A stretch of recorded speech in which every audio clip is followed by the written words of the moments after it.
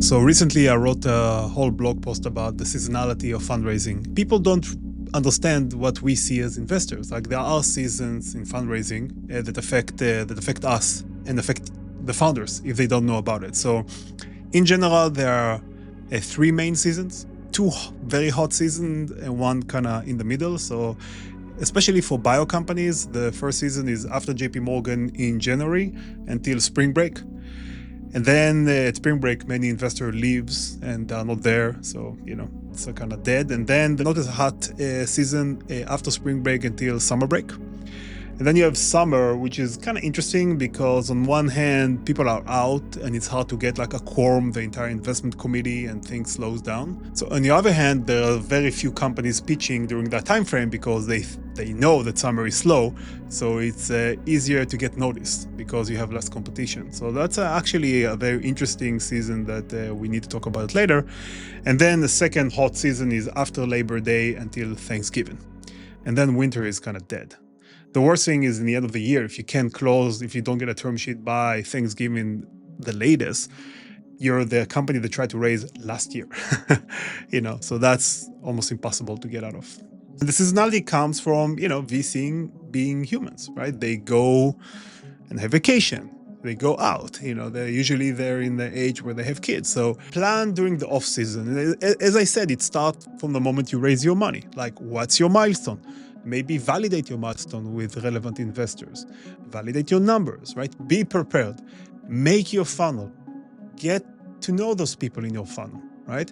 And then when the fundraising season starts, you already have an amazing blurb, an amazing deck that your investor helped you with, and you pitch to them and you try it out with people. You have your funnel. You already know who will introduce you to each person, right? You get high quality introduction, and we can talk about that. What's a high quality introduction? And you're ready to go, right? You have your data room, you have the deck, you have the blurb, you have the connection, everything is ready to go. And day one of the fundraising season, you're already off to the races. Look, speed is everything. I think it's a signal. The best companies can raise every time. And we see it now with all the AI hype, the right founders can raise in a week. So we can move very fast for the right companies. And if things just take too long, it's a signal that nobody else is interested. And one of the biggest risk factor for us as an investor is, can this company fundraise? And the longer the process goes, the more we are worried that you cannot fundraise. The best thing is to have an amazing company. If you have an amazing company with amazing founders and great metrics, you can raise no matter what. But you always want to optimize. Even for our best companies, getting one more meeting with one more fund and getting one more term sheet can really move the needle, right? So you want to stack the deck in your favor. So knowing the seasonality of fundraising can just help you be better, increases your chances, maybe not by 100%, by 10, 20, 30%, that's a lot. Yeah, it's been my experience that in-person meetings are 10 times to 100 times better than Zoom meetings. It's so easy to get disengaged in a Zoom call. When you're in front of us, we will not look at our phone. When you're in front of us, you can let your personality shine. And we're looking for that. We want to fall in love with the founder and kind of the magnetism of that person. And very few people are good at Zoom. And always, always, always, personal interaction is the best. Many things in startups are out of your control.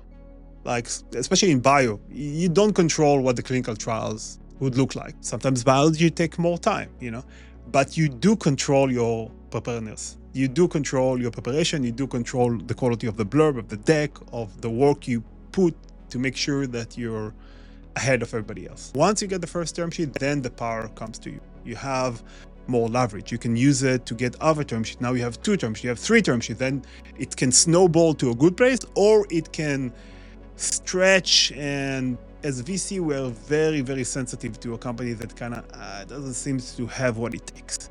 Like, they send emails, but they don't get response. They get first meeting, they don't get a second meeting. They get a second meeting, but they don't get a term sheet. Things take longer and longer and longer. Then you start asking yourself, why? What's in the story that doesn't work?